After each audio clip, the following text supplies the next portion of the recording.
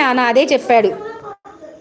కళ్యాణ్ రామ్ అదే చెప్పాడనమాట. బావగారు ఒకటే చెప్పారు, యూట్యూబ్ నుంచి సక్సెస్ అన్సక్సెస్ పక్కన పెట్టే, డబ్బు అనేది కష్టపడితే ఎక్కడైనా డబ్బు సంపాదించవచ్చు.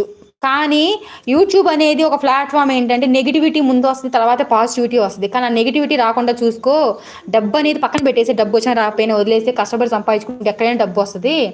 కానీ ఏంటంటే మంచి పేరు అనేది రావాలి, చెడ్డ పేరు మాత్రం వచ్చే పని అయితే అసలు లైవ్లు తీసేసేయి అని చెప్పి ఒకే మాట చెప్పారు నాతో.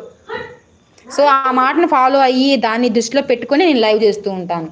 ఎందుకంటే మనకంటూ ఒక ఫ్యామిలీ, మనకంటూ ఒక రిస్ట్రిక్షన్స్, అంటే మా సొసైటీలో మనకు ఒక పేరు ఉండాలి. మంచి పేరు, చెడ్డ పేరు వద్దు, మంచి పేరే రావాలి. కాంట్రవర్సీ మెసేజ్లకి వెళ్ళి ఆ ఫేమస్ అవ్వాలి నాకు అసలు ఏ రోజు లేదనమాట. అక్క మీ వాయిస్ చాలా బాగుంది, మంచిగా మాట్లాడుతున్నారు. అవును నాన్న పూజిత, నేను ఇలాగే చెప్తూ ఉంటాను నాన్న. ఎందుకంటే యూట్యూబ్ అనేది సోషల్ మీడియా అస్సలు నెగిటివిటీ ఎక్కువ ఉండిద్ది. సో నెగిటివిటీ రాకుండా మనం చేయాలి అంటే చాలా కష్టం, కానీ చాలా టైం పట్టిద్ది సక్సెస్ రావడానికి. బట్ వెయిట్ చేద్దాం.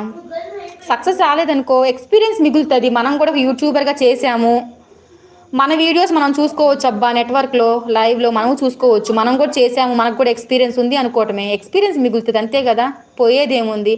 కానీ మంచి పేరు అనేది జీవితంలో పోకూడదు అనమాట. ఒక మనిషికి మంచి పేరు అనేది ఎప్పుడు పోకూడదు. అది సంపాదించుకోలేము జీవితంలో. డబ్బు ఎక్కడైనా సంపాదించవచ్చు, చాలా దారులు ఉన్నాయి. మంచి పేరు